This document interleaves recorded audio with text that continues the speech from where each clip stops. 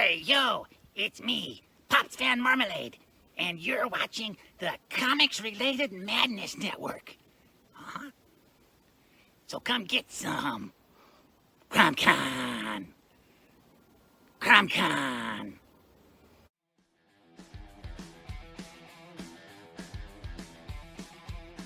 If you're a fan of comic books and comic book conventions, Daytona Beach Comic Con needs to be on your list of must-attend events.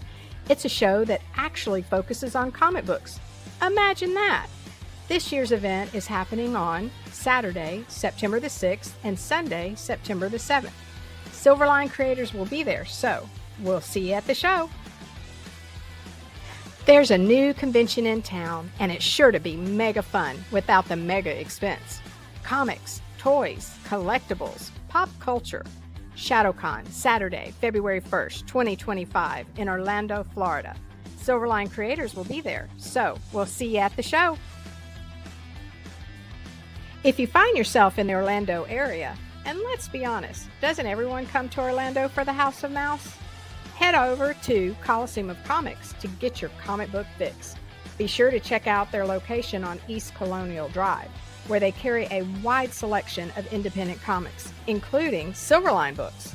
Stop by and don't forget to tell them Silverline sent you.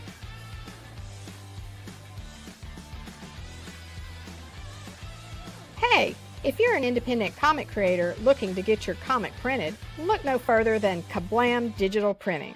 They print our comics and do a fantastic job. They can even print special edition covers. When you reach out to them, be sure to tell them Silverline sent you. Hi, this is Tim TK, host of That Silverline Show on Tuesday. Join us at 11 p.m. Eastern, 8 p.m. Pacific every Tuesday night as we discuss pop culture and the joys of making comics. Hi, I'm Barb Kelber, co-host of Silverline's Wednesday Wham. Join us each Wednesday night as we discuss comics, literature, movies, and anything else that may catch our attention. I'm Roland Mann, and I host Silverline's Silver Sunday. Join me every Sunday at 8 p.m. Eastern as we make mine Silverline.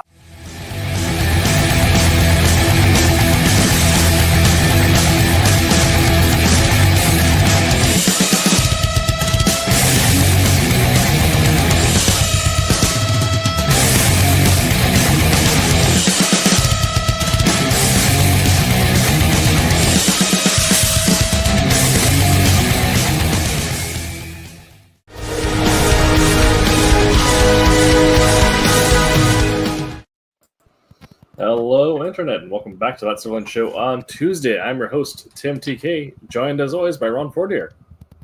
Hey, we're back. And Jose Fuentes. Hello, everybody, or should I say howdy? Howdy, indeed. And if there is some chittering background noise, I apologize. We tried doing some troubleshooting before the show, but couldn't quite get it figured out. I have no idea what it is, but unfortunately it's not something that I can actually physically change from here. Sounds like a connection issue. So you might notice me muting people throughout. I'm not cutting them off. I am trying to preserve our audio quality. Internet gremlins. Exactly. Right. But we do have some housekeeping today before we get into tonight's show, which is talking about westerns and revenge stories. Part of the housekeeping is, of course, promoting Ron's Comic Hamlet's End, which is going to be directly related to our topic, so we'll get to that in a second. Before then, let's talk about our host network, the Madness Entertainment Network, our Madness Entertainment Group. If you don't know, that they also help host our podcast and run us on several other channels. In 2 days, well, technically 2.5, February 28th, 8:30 a.m., they are doing a launch party for Tim Vigil's Gothic Knights Revamped. If you're not familiar, Tim Vigil is a veteran comic creator, and Gothic Knights was a homage to classic horror that he ran back in the day that is, I believe, being redone, possibly some new content added in as well, if not just a redux. And that is being promoted on the 28th, 8:30 a.m. You can head on over to Madness Entertainment Group, YouTube, X, any of the channels. Give them a follow. Hit the notify me bell on that. and join them for that show, and hopefully get yourself some cool gothic horror comics as well from that. But we don't have a trailer for that, but what we do have a trailer for is Hamlet's End. So I'll go ahead and run that Hamlet's End trailer and let Ron talk a little bit after that.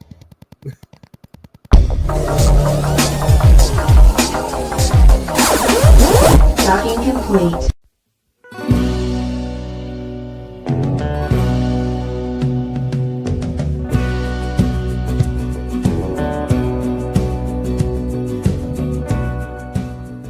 The Western genre is ripe for a comeback, with dynamic characters, intense action, and the rich American landscape. It's a storyteller's dream. That's why we've created our own Western adventure, gritty, raw, and ready for you. I'm Ron Fortier, the writer of Hamlet's End. In my 50-year career, I've written everything from Popeye, Peter Pan, The Green Hornet, Rambo, Terminator, and Gene Roddenberry's Lost Universe, among many of my own creations. This is my first Western. Our story is set in Arkansas, 1870, where a young woman named Dallas Maddox embarks on a journey of vengeance after her family is brutally murdered. Although a natural-born hunter, this time her prey is the two-legged variety. We wanted to capture the tension of survival in a lawless time, and Dallas is a character who embodies both strength and vulnerability.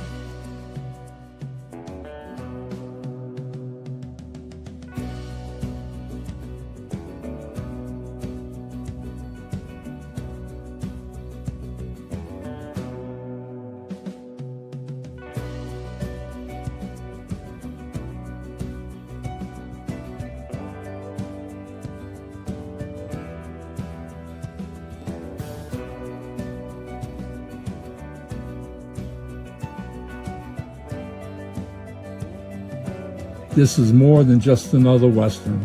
This is a story of revenge, of survival, of one determined young woman facing impossible odds. It's not just about shootouts and chases. This is about justice and how far one person will go to get it. We've a gripping story with a remarkable heroine and jaw-dropping artwork. Now we need your help to bring this vision to life.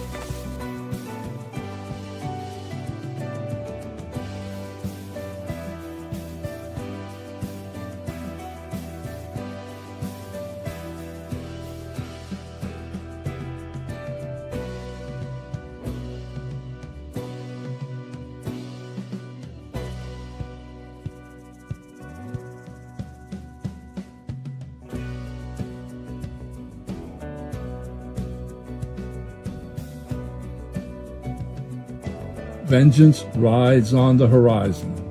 Dallas Maddox is ruthless and deadly, leaving legends and bodies in her wake as she grows into the most feared bounty hunter the West has ever known. Don't miss the ride. Don't miss Hamlet's End, Issue 1. There we go. So Hamlet's End, issue number 1 on Kickstarter now. A little under halfway there, 9 days left to go, 49 backers, and lots of cool different rewards you can get if you order. If you are inclined to draw a horse like Jose and I did last week, you can, of course, go for the sketch cover. All right. Ron, tell us a little bit about Hamlet's End before we get into tonight's subject. Yeah, well, I mean, it's all tied together, which obviously is going to be a good segue. But Hamlet's End basically is a revenge story. It's the story of a young girl, age about 12, 13 years old when it opens up in issue number 1.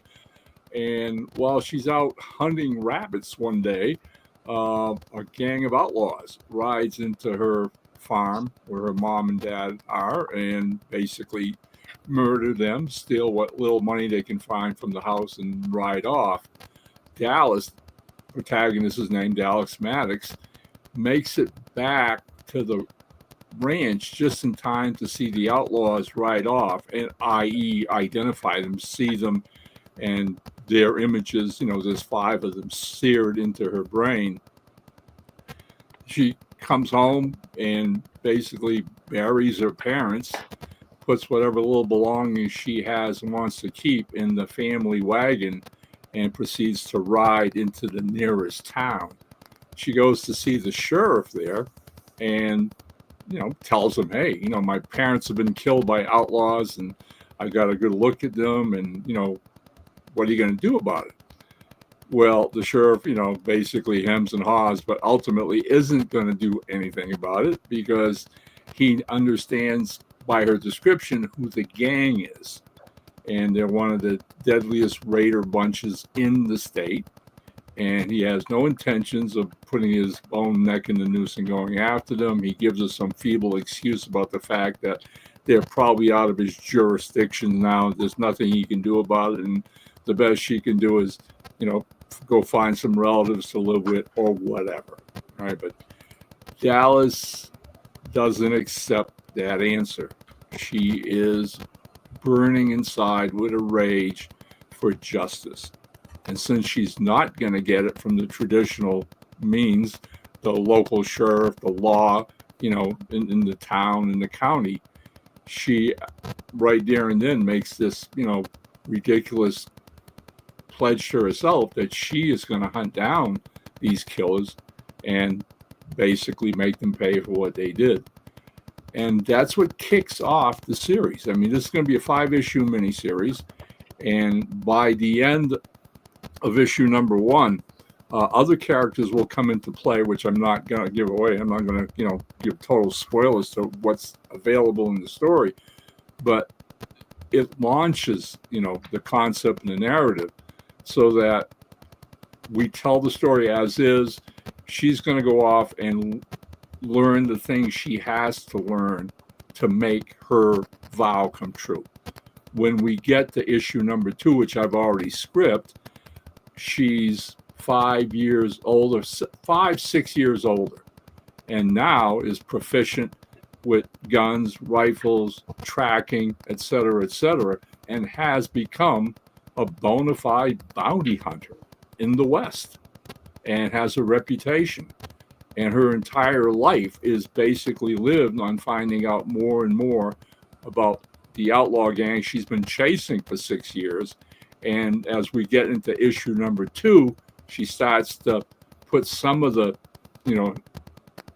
tips she's been given, some of the things she's unearthed, and slowly but methodically now is hunting and getting closer and closer to that gang. And, like I said, it's an iconic story of revenge, i.e. there's where the action is, there's where, the adventure is, et cetera, but it also plays off, as a writer, the ability to deal with characterization. Whereas Dallas, on one hand is a typical 12 or 13-year-old girl on the frontier, and almost overnight, she's forced into maturity. All right. Whatever childhood she has, whatever, innocence, I'm going to be a young girl growing up and doing whatever, young women do is gone. That's all been taken away from her. And now, by issue number 2, like I said, she's pretty much a methodical killer, i.e., bounty hunter working on the side of the law, but she's as deadly as the people she chases. That's Hamlet's End. Very cool.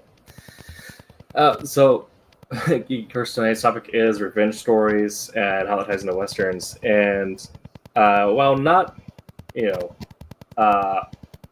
mutually inclusive, you usually find a lot of really good revenge stories as Westerns. Or if nothing else, you find kind of elements of Westerns peppered into other revenge stories that exist in other genres or vice versa, things like that. And I think kind of you hit on a little bit as we talked about this subject throughout this month, but part of, I think, why this is so common is part of the American mythology of this is a time when the average person, in a lot of cases, had to take the law into their own hands, like Dallas Maddox has to do here, where either the local law enforcement is either one person and stretched way too thin, or you're out in the middle of lawless country and you may have a farmstead, but you have to take care of yourself. So I think it's really kind of a fun jumping off point for tonight's story is how this is a point where you're kind of hitting on the reality of the West End at some points, where you have a lawman who hasn't heard of a town and surrounding area, but really all that means is that he gets familiar with the gangs and who to mess with and who not to mess with. Exactly. Yeah, totally. Yeah. Oh, yes. And so it's up to Dallas to take the law into her own hands and kind of seek justice. And, you know, in perhaps modern context, this would be horrifying of seeing like a little girl run around like suburban Texas hunting down a gang. But at the time, this kind of story wasn't actually all that unheard of. So what sort of revenge stories have you researched or inspired you as you're going into crafting the story for Hamlet's End?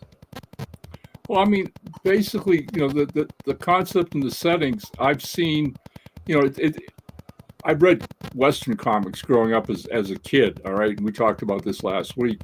I mean, literally every major comic company in the 50s and 60s, the 40s, 50s, 60s was publishing Western comics. They were all doing it. And when we say that, I think it's good to make, you know, our listeners understand they were doing traditional Western stories. All right. I mean, these weren't weird Westerns. All right. These were pioneer people living out on the range, on the frontier, in the Badlands, in the western part of the United States that hadn't been completely settled, completely civilized. Pioneers were still going out there. You still had Native American tribes scattered everywhere. You had villages or towns made up of freed slaves from the Civil War. That 10-year period after the Civil War was pretty much a real wild frontier. And so, as you alluded to, Tim, you know, the idea is most of the movies that I saw growing up were reflected in those comic books. And basically the idea was if, you know, you went out and lived in, unmanned territory or whatever, unexplored territory or stuff that wasn't part of the statehood, then the odds are good there weren't any lawmen, you know, within hundreds of miles of where you lived. Now, most people carried weapons, for survival, for hunting, for getting your own food, et cetera, et cetera. But again, if you were wrong, if you had a farm and, you know, in the middle of the night, somebody comes along, decides they're going to steal your cattle or steal your horses, I mean, the only way you're going to save what you have is to do it yourself. And so basically in that period of time, practically everybody and his uncle, and I'm mostly men, all right, walked around healed. They wore a gun. They carried a rifle. And that was just a part of that culture and living. Because again, like I mentioned in the start of the video for Hamlet's End, survival was never a guarantee from day to day living on the frontier. So you had to, you know, literally learn how to use those weapons as tools to protect yourself, the people you loved, and the property you had. Now, growing up and going to movies and watching this stuff, I can remember several Western films that was the storyline plot. I think one of the ones I remember the most right off the top of my head was the one that they did, this probably in the 70s with Steve McQueen, a thing called Nevada Smith. And the concept of Nevada Smith was basically his mother was a Native American woman who'd married a farmer or whatever, and he was their son, so he was a half-breed. And the idea is while he's out hunting for the family, a gang shows up and decides to have fun with his mother. The father shows up to try to stop him. They shoot the father after having raped the mother and then kill her and ride off. He comes back to the house, and in the film, he's about 15 or 16. The idea is when he finds them murdered and butchered. And the rest of the film is basically him hunting those 5 people that murdered his parents. methodically wherever they are as the years go by, one by one by one. He hunts them all down and basically, kills them. Realizing by the end of the film that, like I said, he's become this hardened person himself. And that's a self-reflective moment at the end that he's probably no better than the people he actually gunned down. So that was one. They did another one, and I'm trying to remember what the name of it was, but I think it was her. They flipped the thing. They did one with Raquel Welch, who was very popular at the time, and I think it's one of only 2 or 3 westerns she ever did. But in this one, it's the same idea where she's with her husband. They get attacked by outlaws, shoot and kill her husband, rape her, and leave her for dead. Along comes William Culp, who starred in, Trackdown on television for a while, and he did a thing with Bill Cosby called I Spy in the late 60s.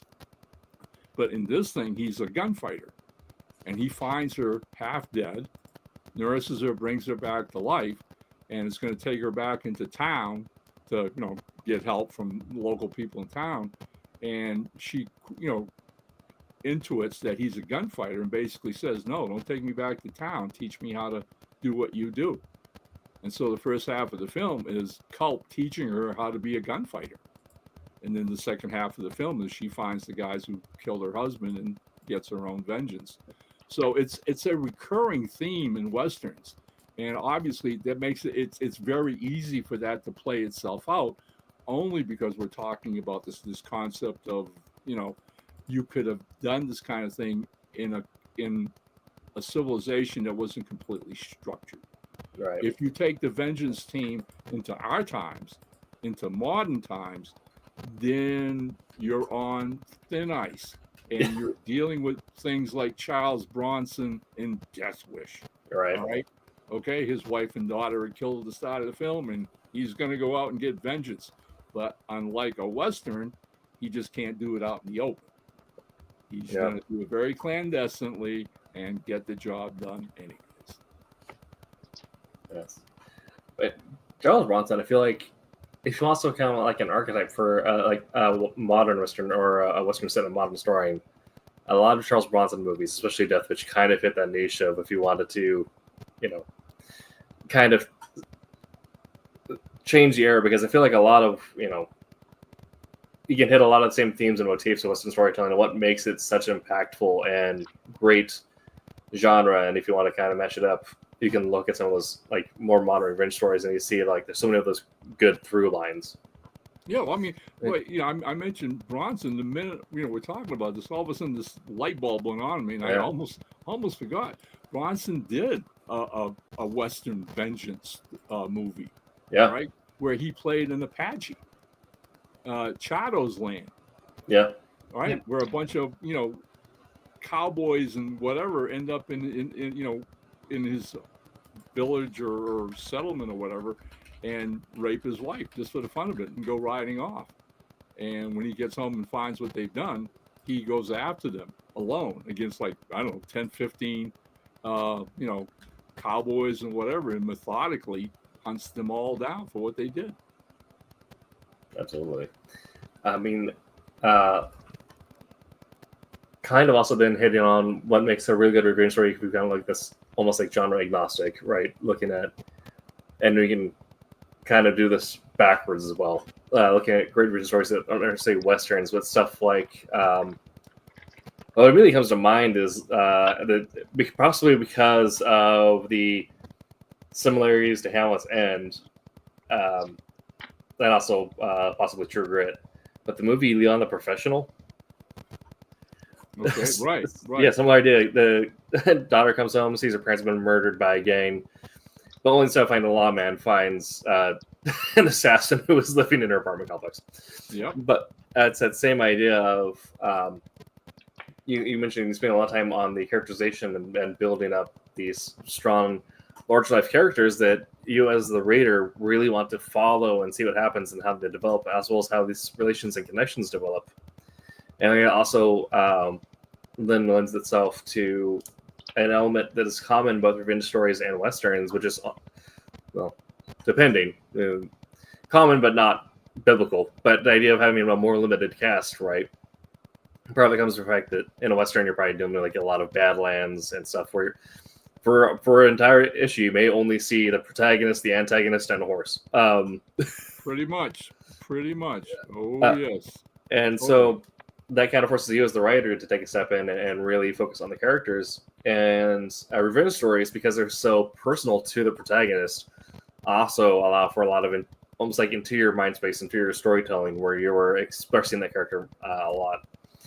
And so I think that's kind of where we find some great room for overlap is if you have a space where you have a very limited cast and dealing a lot with the wilds and sort of these chasing people over the plains, having a story that's so driven on a person's personal experience allows the writer then to really get into their psyche and express that, as well as if they do have someone come along with them, like in True Grit, where you have Rooster Cogburn going along. You can spend a lot of time developing that relationship between the two characters. Right. And then again, you have this like. I'm always amazed. I mean, there are, or were, I think, probably more in the past, talented Hollywood writers who would take the Western and that whole, concept of vengeance, right, and find ways to approach it. All right, not traditional, not copying what gone before. And I'm thinking of the myriad dozens of Clint Eastwood westerns that he made in his career, and the one that fits this particular topic is Hang 'Em High. Yeah, right. I mean, that basically is the concept of he's this innocent rancher at the start of the film who or whatever bought a couple of horses, and out of the blue in the opening scene of the film, these angry townspeople come charging up to him, out in the plains, and basically, where'd you get those horses? And you stole them, and blah blah blah. And he's trying to tell them he didn't steal them, but hey, they're not going to listen, right? Let's hang him up right here, and they do, and they ride off. Thing is, he's Clint Eastwood, and he's hard to kill. So basically, somebody finally comes along with him still hanging there and cuts him down. Rest of the film, he's got this scar burn around his neck, which is pretty gruesome. But he makes it back to town and literally goes to see the judge and explains to the judge what happened to him. And, the judge basically says, so what are you going to do? Well, I'm going to go after him, and I'm going to, blah, blah, blah. And the judge, well, I can't let you do that. That's, being a vigilante, blah, blah, blah. And the judge literally gives him a badge and says, you can go get him, but bring him in. They'll stand trial and whatever. And that's Hang 'Em High. And it's one of the best Eastwood films he ever did. I mean, I think there's a line in it where he comes up to one of these guys in a saloon, and he's like giving him a hard time or whatever. And the guy's sitting there drinking, and finally, he's trying to ignore Eastwood, and Eastwood finally looks down at him and he says, when you hang a man, look him in the face. And then the guy looks up and, holy shit, I'm screwed, right? Yeah. Only Eastwood could pull that off. Just sure. Right. Amazing. Yeah. And oh gosh, what was I going to say? I mean, to me, it's no surprise that Eastwood eventually ends up doing Dirty Harry after all the westerns he did, because like you were talking about, Tim, all right, we get those iconic elements of the western in the rugged individual who works like on the edge of the law, right? And that's Dirty Harry. I mean, he's going to break every rule in the book that bring down the bad guys. Just very much a cowboy. Yeah, absolutely. And I feel like we also get that a lot when you look at sort of the I'm just going to get into like how the sausage is made, but when you get into the skeleton of the character as you're creating them, right, the backbone that you kind of give each character in their outline, that okay, if you're ever in a situation, you can go back to this, like these are their traits, this is how they'll react in the situation, and in sort of these Western type characters, especially ones that deal with revenge stories, I feel like you find a lot of characters that have really strong traits that are almost act like double-edged swords, right? Where they're hyper individualistic, which makes them very self-capable, but also they turn people away when they offer help, right? You have people who are very like rugged and stubborn, so they trudge through a lot, but also they're not as quick to adapt their plans. And usually you find that also in a lot of a lot of bad guys where like they'll be the one that doesn't change up their plans. So when they roll into town the same way, the good guys already set up on a different situation they're not prepared for, and that's how you get them in the crosshair in the shootout. Support your local gunslinger was one such. When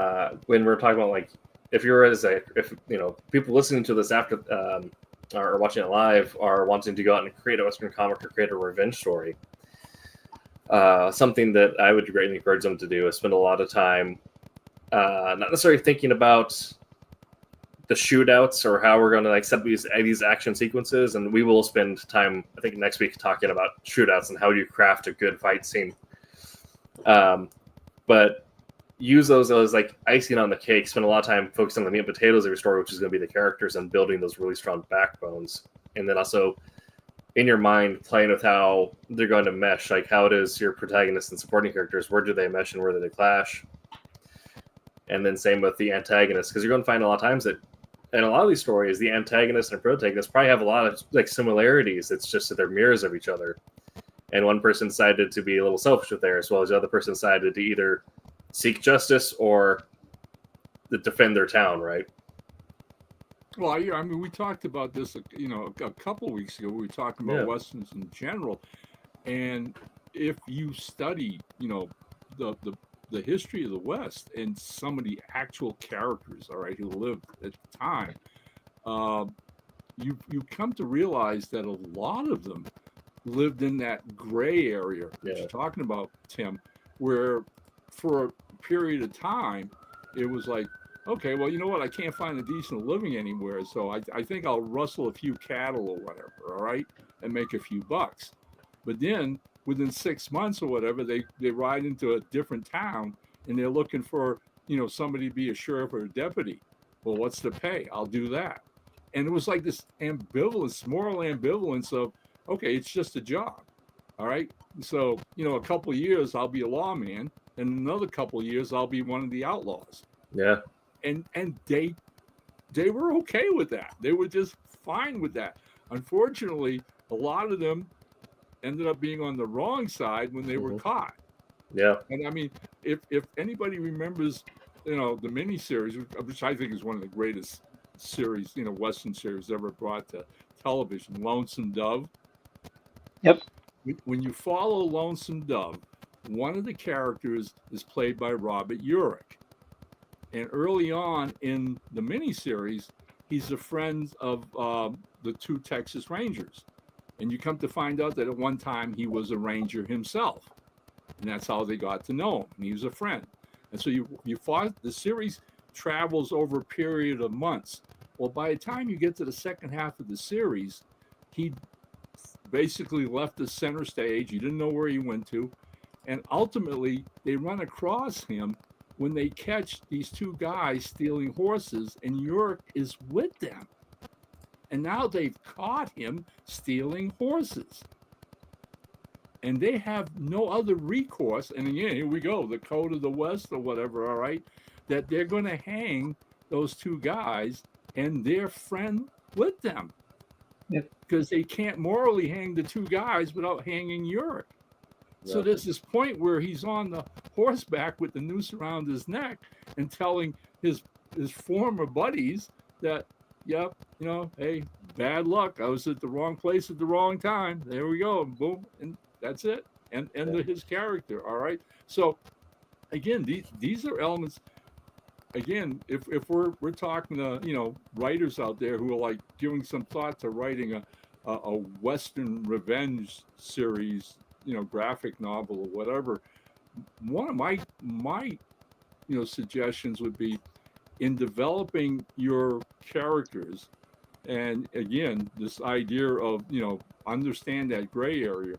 But if you're, what you want to look at is your hero, your protagonist, who is going to go on this odyssey of, vengeance or whatever, all right? And basically decide what fuels that, what sparks that, what is the thing that he or she loves and cherishes that is ultimately killed, destroyed, taken away from them, stolen from them. I mean, you could do a slight variation of the revenge story where somebody's wife is kidnapped by a bunch of outlaws, and he saddles up and he's a farmer, but he goes after them anyways. And it's not so much revenge as, again, wanting to get back what was taken from him.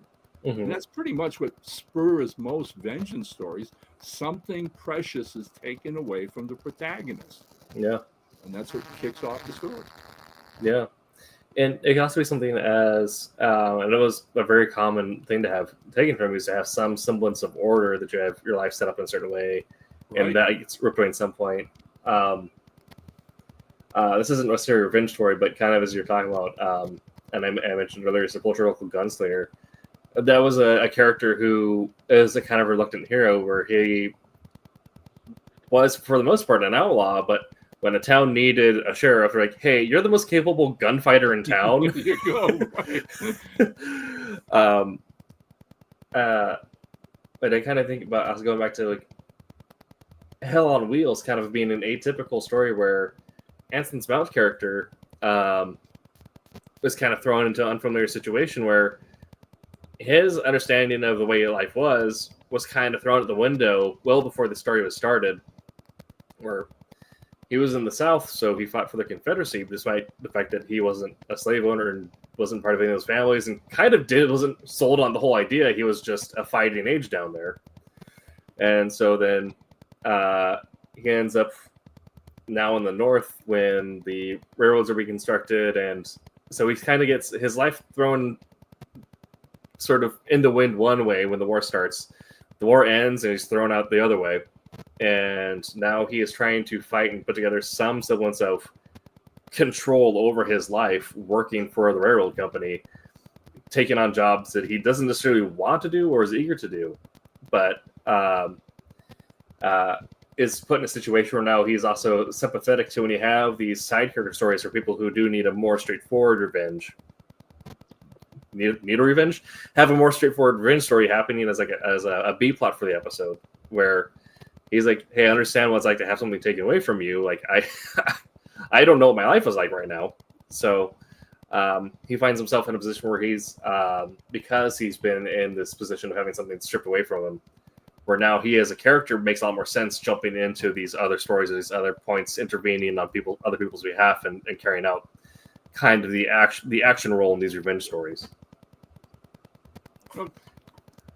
I remember watching Hell on Wheels when it first came off. Watched the first 2 or 3 seasons of it. Correct me if I'm wrong, Tim, but when he shows up in the first couple of episodes, all right, isn't there an element in there of he runs across some Union or soldiers or whatever that had destroyed his plantation or whatever? Yeah. Right. Okay. And he basically kills them. Yeah, right? And he's on the run, which is kind of to the point where as the guy's dying, he's telling him why it was the war. That's what we all did. And I always remembered taking a step back because I love the fact of how they wrote that to the point where he all he can see is the agony of the war, what he lost, and again what we're talking about, all right, and getting his own kind of personal vengeance, all right, where he can't take on the entire army, but this is one of the guys he knows did it, and he kills the poor guy, all right, but then feels the guilt of that action. Absolutely, right? Of realizing, what the hell have I done? All right, the war is over, and I'm still fighting it. I'm still killing people. Yeah. All right, and that's who his character is as the series continue.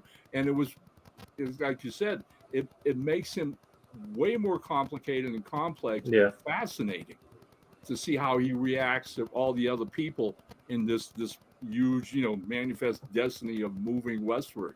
and the people he comes in contact with. Yeah. And also allows for like these really like deep interpersonal moments with his supporting character, who's I can't remember his name, but he's played by Common. Yep.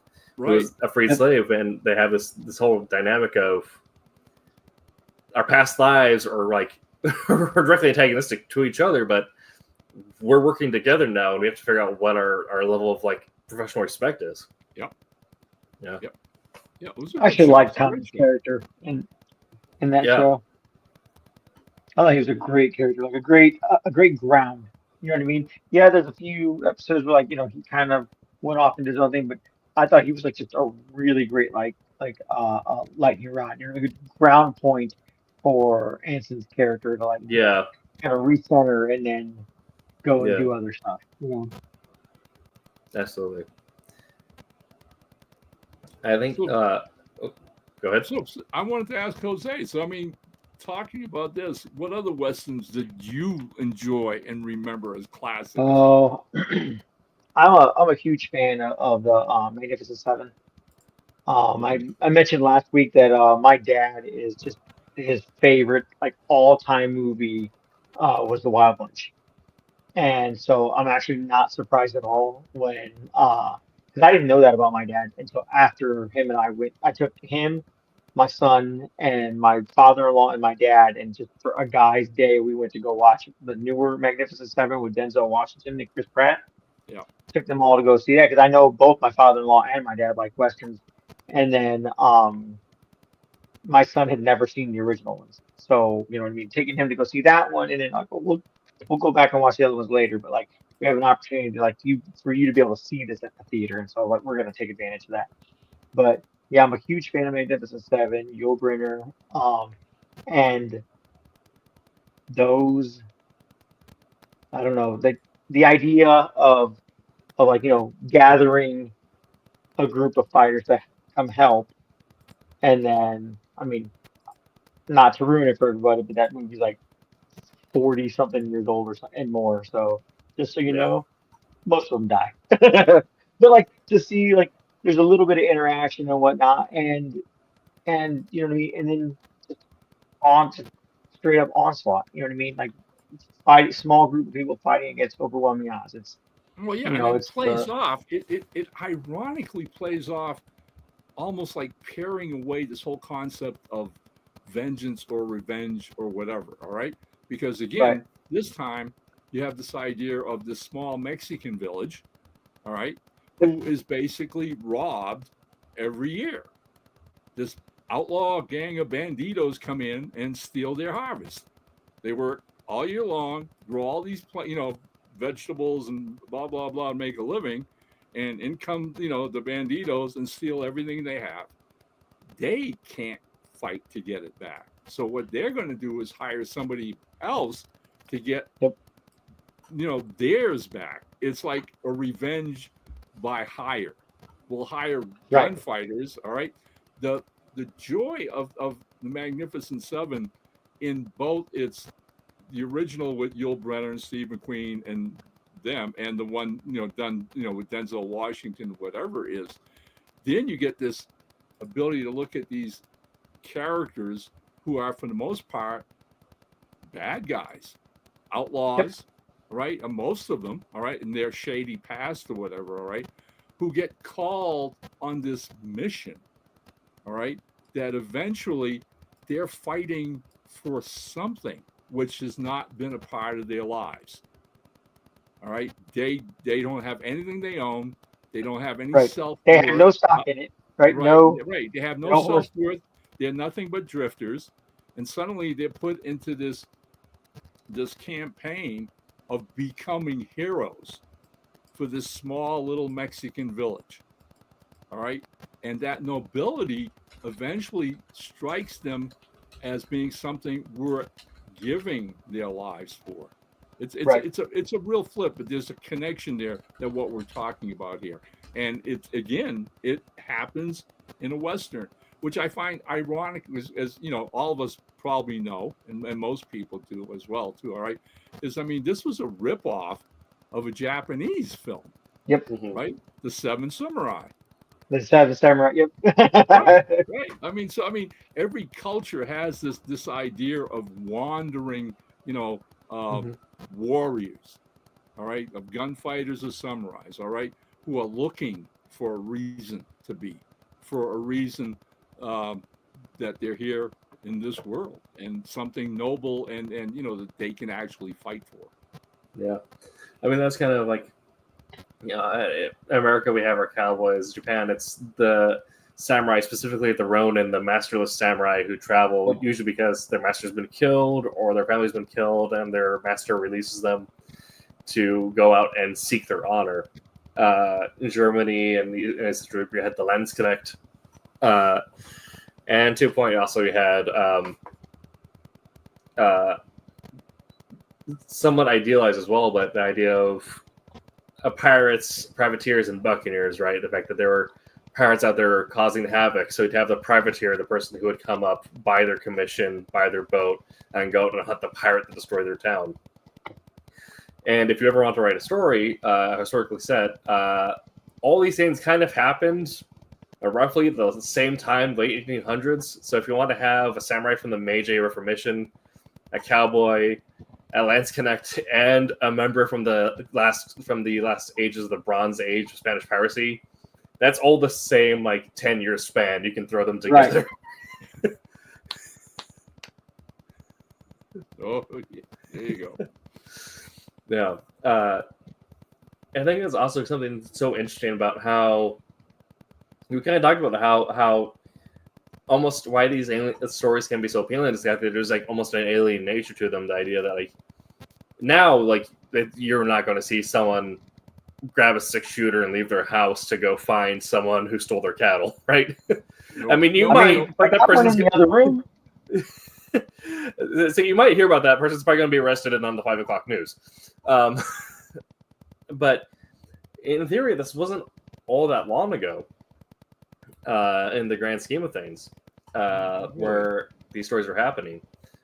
And I think that's also another interesting point of the fact that not a whole lot of time has passed. So sort of these elements in the zeitgeist, this sort of cultural ideas that sort of are, if only it's mimetic memory, the idea that a culture can have a memory that's passed down. The same ideals are still kind of fresh enough that we as a society can still be are fully recognize and relate to anything that goes into a good revenge story. That's all something you can relate to because of these personal motivators that allow for a lot of good character expression, character depth. Where you're going to have characters like Anson Mount, who is driven by ghosts of the past in moments of passion, but is also haunted by the guilt of what he is currently doing and has done. And you're going to have a lot of really complex emotions, and while you're going to have these very, you can sandwich it with really climactic gunfights and action sequences.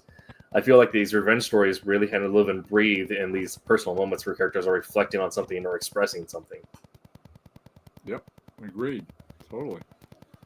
I have to share with you guys because we're talking about this stuff and it's fun. I mean, after World War II, the whole concept, television comes into its own, and suddenly you have this visual media that catches on real quick around the globe, right? And suddenly with television you have movies being played, and the rest of the world suddenly starts to know who or what America is and what its culture is.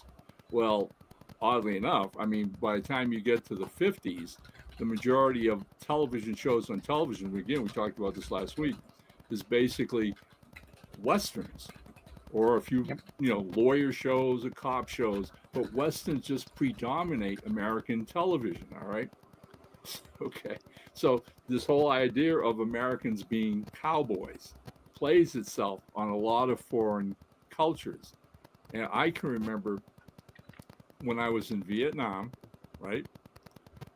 And one day was talking, I'd had guard duty the night before. And so I didn't have duty the next morning. So sleeping in the hooch. And we were hiring these local Vietnamese women to come and clean our barracks during the day. And what they would do is they would come in and they would, there'd be one to each floor, two to each barrack. When lunchtime came, they'd get together in one of the barracks, and each of these women would bring some food, some vegetables, some chopped meat or whatever. They had a big wok, and they would put everything in it and communally sit around with rice and have their lunch together. So now I'm waking up around noontime after having guard duty the night before, and as it turns out, these mama sons were having their lunch up on the floor of where I had my sleeping quarters, and I can smell the food. So I get up and I throw on my pants and my boots, and I go walking over, and there they are sitting, and they see me, and they start motioning me over, right? So I sit down, and they've got a portable TV. They've got it on, and while they're eating, they offer me some food. So they give me a bowl of this fried rice with chicken dish, which was absolutely delicious. And as I'm sitting there on the floor with them, they got this little black and white TV, and they're watching Bonanza in Vietnamese. All right, listening to Papa Cartwright and I said, I'm like, you guys like Bonanza? Oh, Cowboy Bonanza, number one Bonanza, Little Joe, yeah. Yeah, okay. That's their idea, okay? It's like, yeah, you Americans, cowboys, yeah. Right. Cracked me up. I mean, yeah, that was even like in Japan too. You had like the when after we got like really good relationships with them after like the base in Okinawa settled and everything like that. You kind of got like these American like little Americas where like Japanese people are supposed to be able to experience America, and there's all like cowboy hats and big burgers and things like that. Oh yeah. I mean, for the longest time, I mean that's the cultural image they got. All right. Right. Like I said, it's by television, and all these series, we just bombarded the rest of the world, and that's that attitude they had. And it's not 100% incorrect. All right, because again, like we were talking about, this inner cultural identity, a psyche of what shaped America after the Civil War, and a great part of that, was shaped and molded in the American West. Yeah, and I think it's still a big part of our psyche today. Absolutely. I mean, you have like this really weird kind of like this lingering effect too, where so much of like even where I live at Oregon, right, where like part of it being like one of the last states to be formally adopted, but so much of it is now like wanting to preserve this idea of the naturalism and like the like room exploration that happened when settlers first came over here and like settled Oregon City and set up like the beaver exchanges. And so many of like our streets and things are named after those like explorers, cowboys, whatever that came through. Even to a point where there's a cultural experience not too dissimilar between like Oregon and New Mexico if you're a farmer, right? Because you had a lot of this like connection with like the Mexican farmers and all the stuff down there. And in Oregon, there was a lot of like South Americans and Cubans actually ended up finding their way up there to a point where like Che Guevara is an important historical figure in Oregon because of importance to farming. This is really weird. Yeah, you have these really weird connections of like so much of the Wild West is still influential in ways that you don't necessarily see or possibly can see, like we're going to relate to on the surface, but it's still there, and it informs as things go forward. Yeah, agree totally. Again, it's like it's we were talking about this whole idea of that shift into the 20th century to 21st century, all right, and watching basically this anti-hero concept that Eastwood propagated in most of the films he did, even taking it to playing modern day cops in modern day good guys or whatever, all right? But it's still the cowboy mentality. It's still that Yeah. rugged individual. One guy can make a difference, and that I think it's basically a theme that is probably going to be with this country, for generations to come. All right, Mhm. it's just that we still believe, all right, i.e., a country of freedom, a country of democracy, that if you're on the side of right and you're willing to stand up for it. And again, it's all falling back on the heroes that all of us grew up watching on television, reading in comic books, and especially westerns, definitely westerns. Yeah, absolutely. So, if people want to go ahead and catch a modern comic that is a Western revenge story, if you go on to Kickstarter and follow the link in our description in the chats, go to the Kickstarter and get your backing in for Hamlet's End issue number 1. Please. Yes. Yeah. I mean, the artist is, and I can't finish, this show without tipping my hat to Zane the Gain, who is the artist. All right. And when you saw that video at the start of the hour, that work is absolutely gorgeous. It's beautiful. So good. Zane, like Jose, is a fellow graduate of the Cooper School. And I mean, last time he and I got together and talked about where he was at with issue number 1, etc. I mean, he's put over 300 hours already in this issue number 1, and it shows on every single page, every single panel. It's a labor of love for Zane, and I am so thrilled to be working with him. I'm excited about the project. Like I said, I've already written the second script, and hopefully we can get the backing, we can get this book out, and turn right around and start working on issue number 2. And once he starts doing his artwork on that, I'll start writing number 3. It's going to be a 5-issue miniseries, and good Lord willing, we get it done, we get it out, and maybe eventually collect it as a big old Western graphic novel. Absolutely. Yeah, the videos of Zane working on the pages, like that guy is, he's just putting the work in, because just the amount of detail he's putting in every page, it's crazy. Yeah, I've even going back to the Kickstarter page just to look at some of the pages. It is a saved tab on my phone. Every morning I go and I check it and I go back and relook at the pages, because just some of the techniques that he's used in there, I was like, oh man, that's really good. I like how he did that. I love going back and seeing it. I truly do. Well, I mean, hey, look, to me, the fun of doing this is always been the fact that it's a collaborative process. Comics, that's why I love them so much, especially when I get to work with talented artists like Zane. So, case in point, I initially wrote the script as a 22-page book. Okay, just had 22 in my head, wrote it, and said, okay, it works. Well, Zane starts working on it, doing the sketching and whatever, and we're meeting like once a week, having coffee and talking about where it's going. And I think about 2 or 3 weeks into the project, he sits down with me one day and he says, hey, would you mind if I expanded those last couple pages? And I went, no. He goes, he says, we got to wrap issue number 1 with a little bit of a punch. And he says, what you set up, he said, I'm not going to change, but he said, I want to expand the panels. I want to stretch them. I said, what are you talking about? He said, let's go to 24 pages. So I want to have a nice double-page spread that's really going to, the reader look and go, wow, this is awesome. All right. And there's a little surprise at the end that we set up. Hey, go for it. I'm excited. Right. All right. And again, that's that commitment. All right. It's just not a job for him. All right.